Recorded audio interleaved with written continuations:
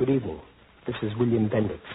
Within the last year, your life and my life and the world we live in have been changed. It is difficult for us to understand that the way we lived yesterday and the way we thought yesterday will no longer do. The dropping of the atomic bomb has brought us, all of us, to the beginning of a new day. And we must start thinking in new ways and in broader terms. It is our only chance for survival.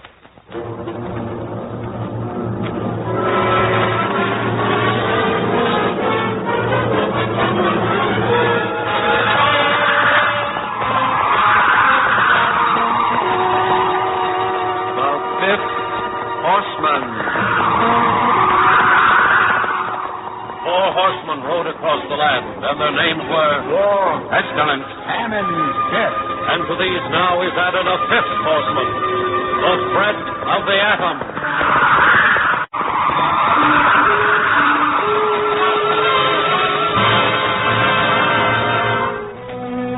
The National Broadcasting Company and its affiliated independent stations present The 5th Horseman, written and produced by Arnold Marquis. Here is the plain truth about the awesome significance of atomic energy and the hour of decision which faces mankind. Starring Wiliam Bendix, this is the second in the series titled Dawn.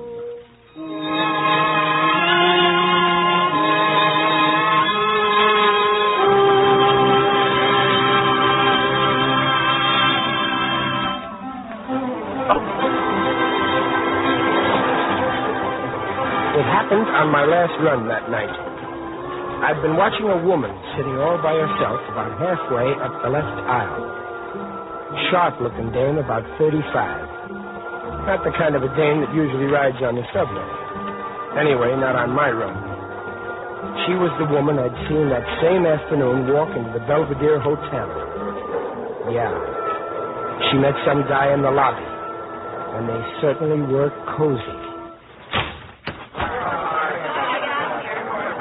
Please, let him off. Forward. All aboard. Step forward, please. Step forward. Forward. Well, Frank Wharton gets on at this stop. You know Wharton, the guy that manages all those big office buildings and apartment buildings.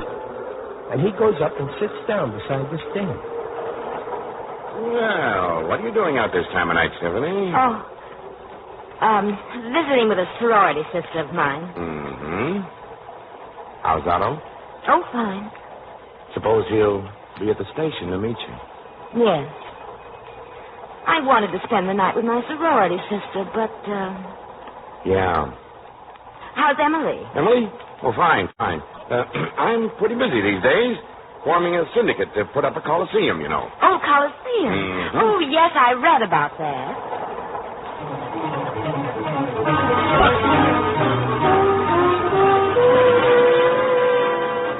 Sitting right behind Wharton and this dame is a woman, a fine-looking woman, and a man, about 40. I could see they didn't know each other.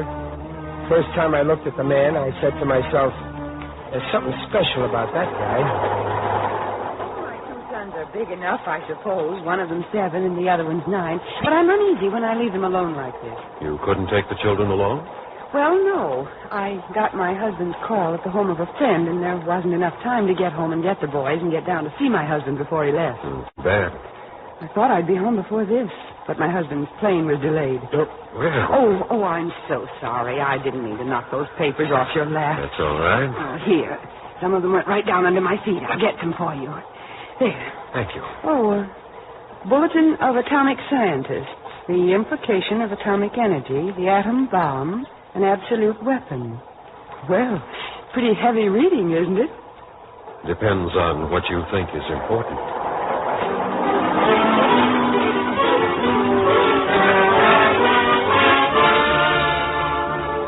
Sitting right across the aisle from this woman and this scientist was Congressman Cumshaw. You know Bertram Cumshaw. Whenever Cumshaw is around, which is a lot of the time, he's downtown talking to the other politicians in the machine. I didn't get your name. Polzer. Sig Polzer. Oh, yes, Polzer. Mr. Polzer, have you thought far enough to realize that OPA was regimentation, and regimentation leads to communism? Well, have you thought far enough to realize what would happen to this country without OPA? Mr. Polzer, what's your business? Me? I work in the McKibben plant. Uh-huh. Well, we get a little different perspective of things in Congress, Mr. Polzer. And let me tell you that we've got to stick by free enterprise. Law of supply and demand will take care of everything else.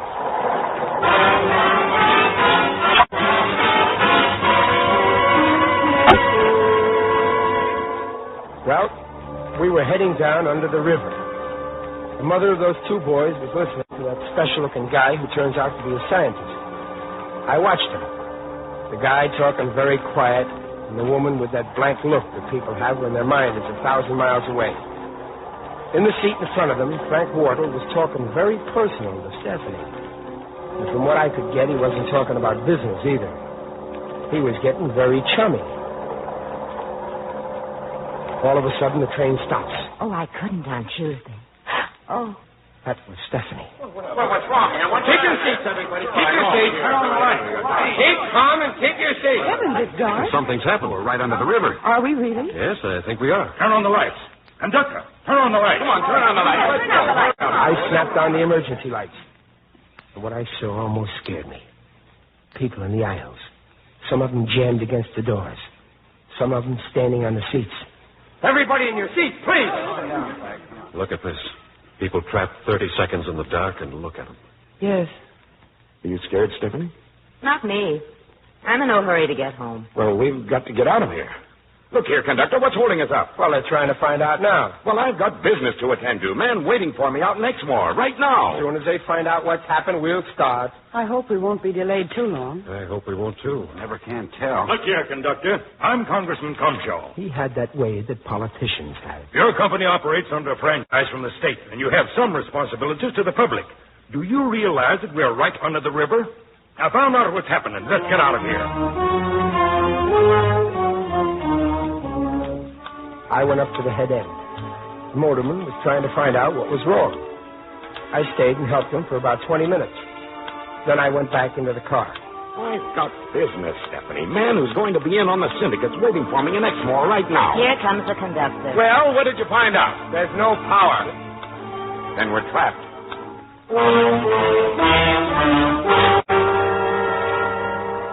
Well, I'm going anyway. Get out of my way, conductor. Sit right down where you were. Pitch black in that tunnel out there. We don't know what's happened. You'll get killed. Get out of my way. You're going to stay right where you are. Let go of me, you... Polzer jumped up and helped me. Back in your seat. Ain't you got any sense? Take your hands off me. Do you know who I am? Yes, I know who you are. You and all your buildings and your promotions. So what? Then let go of me and let... Polzer and I shoved him back in his seat beside Stephanie. And then the scientist started to talk. You should not be frightened by this. You may have to live this way, if you live at all. What are you talking about? You're in the business of building management, aren't you? Yes, I am. What do you suppose is going to happen to all those wonderful buildings if there's another war? I'm not worried about that. You got bomb shelters under them? Underground shelters will be of little use if another war comes. It'll be an atomic war. You seem to know. I do. You could build shelters deep enough and cover them with enough lead and concrete to protect people from an atomic bomb explosion. But you couldn't keep all the people in these shelters all the time, unless you put all your factories and shops and offices there, too. So it's time you recognize those buildings and that coliseum of yours may be just empty dreams. Look, all I'm interested in is getting out of here. We're trapped and under the river. That's right. We're in a steel tube 10 feet underwater. Good protection against radiation if an atomic bomb explodes overhead. You know what? A few years from now, tunnels under the river may be as choice locations as Park Avenue penthouses are now. Do you suppose that something could have happened I don't to know, the... Mrs. Grover. Well, I want to get out. We're trapped under here the same as we're trapped in the New World. It's dark. There's very little light. And no one knows how long that light will last. Everybody in the car listened. I, too. At first, I couldn't quite get what he was getting at about the world or about the light. But what he said about people and shops and offices and even penthouses being underground, that hit me like a load of bricks. Everybody having to live underground like rats in a hole. We have reached a turning point. A new world is emerging. A different world. And we'd better recognize it. Are we going to change with it? Or are we going to let it be destroyed first? We've always been able to take care of ourselves. We will never again have this chance. Not with rockets and jet planes and saboteurs armed with atomic bombs. Atomic bombs will be bursting in our cities in a war 10 or 20 years from now. As sure as blockbusters hit Berlin and B-1s and B-2s hit London in World War II. A government worth its salt will not wait for this to happen. It will order most of the people out of the cities long before war comes. Disperse them over the country. With the cities half deserted, what will happen to your fine buildings and that Colosseum you're thinking about? I'll tell you. They'll fall in with decay. That's up, Wordle. Everybody settled down, and I went up to the head end to see the motorman again. We decided that the best thing to do was for him to take his electric torch and walk ahead up the tunnel and try to find out what happened. And for the trainman to walk back. And for me to stick with the passengers. When I came back and told the passengers, Wardle blows his top. And what are we going to do here? You're going to wait. The air. Is the air still all right? I think so. We've been down here more than 3 hours now. Unless there's been a fire somewhere along in the Fire? tunnel. My poor boy. It's just hot.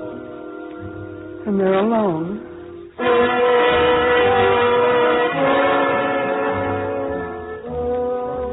The scientists sat there and answered questions about the bomb and all as fast as they fired them at him. Polzer, the fellow that worked in the McKimmon plant, went over and leaned over him. You said if an atomic war approaches, the government will order the people out of the cities. If they don't do it before, it may be too late. Well, they can't move me out of the city. I own my own home. All my savings are in it.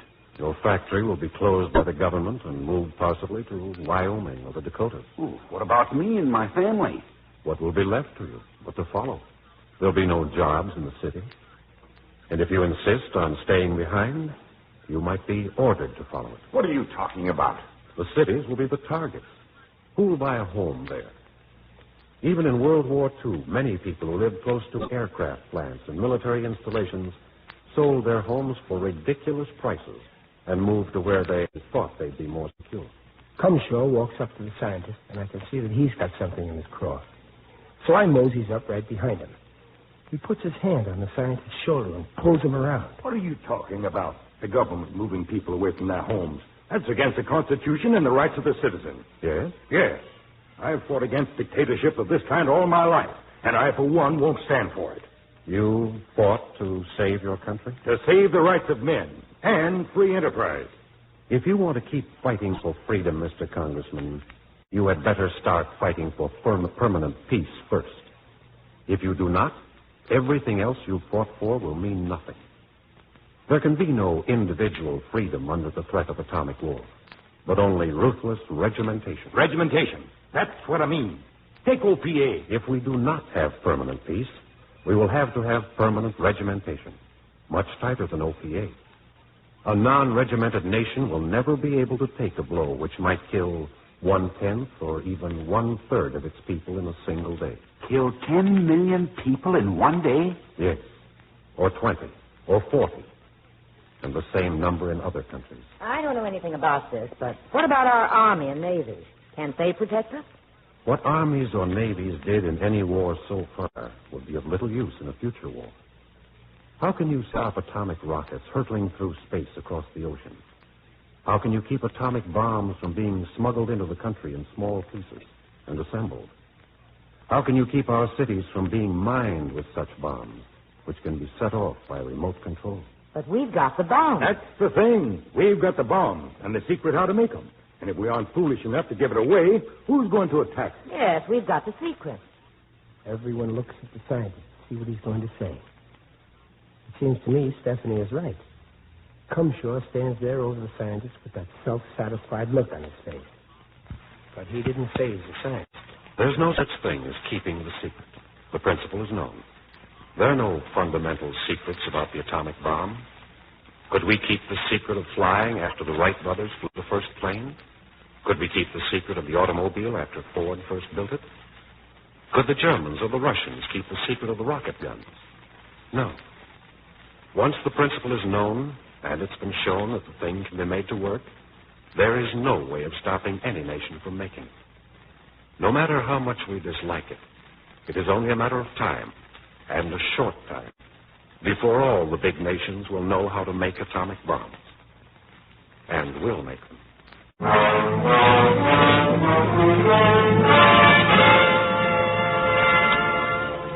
Stephanie came over to me. I think he's right. That's the way I got it pegged, I said. And then Wardle barges in again. I don't care whether he's right or wrong.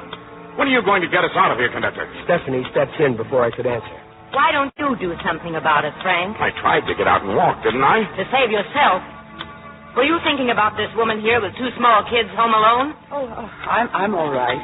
The children are, well, Timmy's 9 years old. And what are you thinking about, Frank? Your property. And your syndicates. Wait a minute, Stephanie. You got me wrong. Let me tell you something. Cut it out. How long have we been down here? Nearly 6 hours. What are we going to do for food? What if the tunnel is caved in? Or something happened to the city over us? The river is over us. Conductor, Yeah? you care if I go up front and see if I can help get the thing going? No, I'll go with you. Anybody else want to give me a hand? You, Wardle? Oh, I don't know anything about things like that. You don't know anything except what you've got. And what you want. And what you're going to do. Come on, Sid. I'll go up there.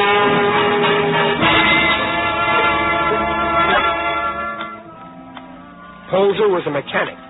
I left him and Stephanie up the head end. And when I come back, Wardle was talking to the scientist again. Did I understand you to say that an atomic attack would kill 40 million people in one day? Unless our cities are dispersed. They'll never be dispersed. That's invasion of private rights, and the rights... Oh, shut up. That's regimentation. Well, suppose our cities were dispersed. In that case, perhaps only 2 million would be killed by the same number of bombs that would kill 20 million now. 2 million? That would bankrupt the insurance companies. Some British companies are already putting clauses in their policies. Not responsible for deaths due to atomic bombs. But it really doesn't make a lot of difference anyway. Because most of the assets of the big insurance companies are tied up in properties that would be destroyed. Even if an insurance company were not bankrupt by millions of deaths, most of its assets would be a pile of rubble and ashes after the first attack.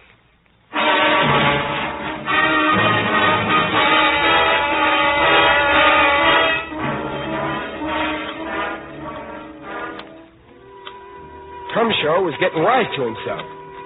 He was trying to keep from looking like a chump. He saw that he had his hands more than full with the scientist, so he comes up with another angle. Very well. You're a scientist. I don't know anything about science, but I know this, that if we corner the raw materials, how's anybody else going to be able to make atomic bombs? You mean corner all the uranium ores of the world? Yes. Go out after it. Buy it up. But they wouldn't sell it. Well, that's one thing. The only way we could get control of all the known uranium deposits would be conquering the lands they're in. The other thing is that every nation on Earth has been on an intensive uranium search for the last year or more. And we don't know where all the uranium deposits are.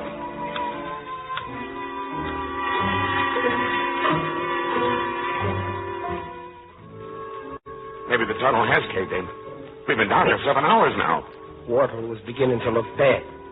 Sweat was standing out all over his fat face. It should be dawn pretty soon. Dawn.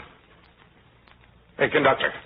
What happened to the motorman and the trainman that went out? I don't know. They never came back, did they? Listen to the silence. The lights are burning out. Conductor, don't you have any more batteries for the emergency lights? That's the last of them. Somehow it doesn't seem so bad to me now. I mean for myself. I'd always hoped that I could at least bring my children up. It's only them. What'll happen to them up there in this atomic world that I'm concerned about? They're not old enough to have any part in the decisions that must be made. And yet they will have to suffer if the wrong decisions are made. Won't they? Yes, they will. The light is glimmering out. It's going out. Timmy's 9. Dickie's 7. I suppose they fell asleep waiting. They'll wake up looking for me. But I'm not so concerned about that. I'm frightened of what's ahead of them. What, if there is to be an atomic war, what should we teach them? I mean, isn't it only fair that somehow we prepare them for what they will have to face? The lights went out. The lights are out. I hate darkness. I can feel it. I can feel it. I could feel it, too. The blackness closing in, making me all alone. Trapped down there in the darkness. Not a sound. Blackness and silence. I tried not to think. Down under the river and the city in that blackness. Buried alive. No one said a word. I felt like screaming. What on earth can we? I mean, could we teach our children? Our school books don't prepare them for the kind of future that's ahead of them. Unless war can be completely eliminated, our school books will have to be rewritten. But the hour is late. Then the lives of my children, and all children, are really in the balance. That is right. Your children and the millions of other children in this country, and in the other great countries of the world. Something has happened which has never before happened on Earth. A new force has been unleashed. An atomic bomb is not just another weapon. It's a decisive weapon. It's a weapon of saturation. Even if 90% of the atomic bombs directed toward one target were warded off, the other 10% would destroy us. And even if all atomic bombs could be prevented from falling on us, atomic bombs could be smuggled in to destroy us. When he stopped talking, it was like everything stopped. The blackness rolled over me like an ocean. Not a person in the car moved in the darkness. I could feel my heart pounding at what he said and what it meant. Isn't anybody going to do anything about getting us out of here? Are we just going to sit here and suffocate and die? What have we to be afraid of here? It's those up there that we should weep for. I for my boys, my husband. You for your people. Deep inside me, I have been trying to tell myself that an atomic war will never come. I have been telling myself that it's too terrible. That no nation would dare to start an atomic war. Terror has never stopped a war. When the attacking nation thinks it has a chance of winning by striking first, it doesn't count the cost. Fear of reprisal didn't stop Germany. It didn't stop Japan. It will not stop an atomic war. You're a warmonger. It was Congressman Cumshaw. I couldn't see him, but he seemed to fill the darkness. Why don't you shut up? Don't you think this woman and all of us have got enough to incite us to panic without your rabble-rousing about how we're going to be blown to kingdom come by the atomic bomb? Nobody said a thing. But I knew the scientists would talk. Mr. Cumshaw. Don't try to hand me that nonsense. I've seen your kind in Congress. It should be clearly understood that no scientific discovery, no gadget or instrument of any kind will save us from ourselves if we fail in the responsibility that is now before us. We have reached a turning point in history. Everything is changed. We stand at the dawn of a new day. We have the opportunity now to end war forever. It is our only chance. Only chance? What chance? The lights are on. Everyone all of a sudden there. All of a sudden the lights were on. And everybody was in the aisles yelling and laughing and crying. The scientist just sat there in his seat, looking at all of it. And all of a sudden the train started to move. And here comes back from up front the guy that works in the McKibben plant. And Stephanie, the gal that went up there with him. Here, help to fix this. Congratulations, Polder. Congratulations. Who's running the train up there? Well, the engineer. He came back after the power went back on. What was wrong? Just a switch. Somebody ought to be made to answer for this. Somebody's responsible. There ought to be an investigation. Yes. Keeping us trapped down here under the river all night. And me with a man waiting out at Exmoor to sign the syndicate papers for the Coliseum. What did you do about getting out of this jam? What do you do about anything that doesn't pay you money? Now, wait a minute, Stephanie. Wait a minute. When the chips were down, it was the little man. It was Sig Polzer that did something about it. Well, Stephanie, about Wednesday. Skip it. I'll be glad to get back to Aho. The scientist and the woman with the two kids just sat there without paying any attention to the jabbering that was going on around them. Stephanie's right, isn't she? About the little people? Yes. Yes, she is. It's the people we meet in our everyday lives, the ordinary people, who must understand the jam we're in and must help us find a way out. Oh, look. We're coming out into the light. A new day is starting. Yes. It's dawn. I hope it'll be a nice day. Nothing ever looked so good to me as that light as we came up from underground into the dawn. I was beginning to see what this scientist meant about the new day.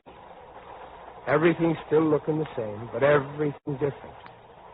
And as we rolled along, I looked ahead at Sig Polzer and Stephanie, sitting up there together, and Wortle sitting up there in one seat, all alone, and Cumshaw sitting in another, and the mother sitting there beside the scientist.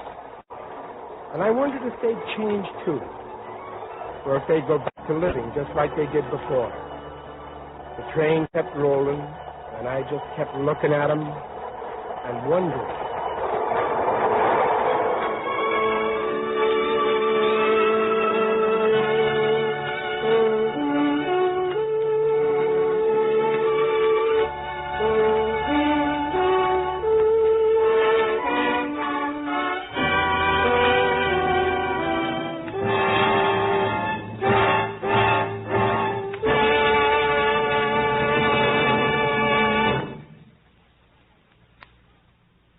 William Bendix will return to the microphone in just a moment.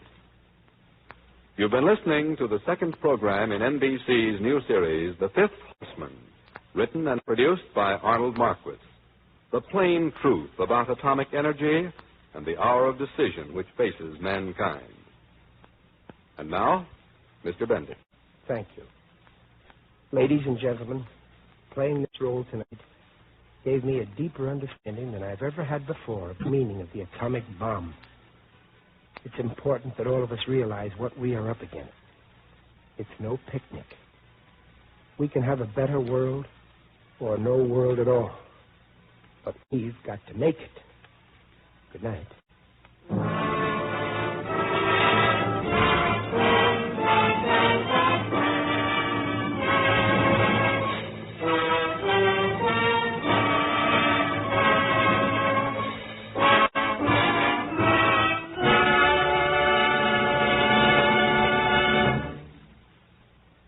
Listen to next week's program of The Fifth Horseman, titled Promise, the story of the new world that can be built with atomic energy. The original music was composed and conducted by Thomas Peluso.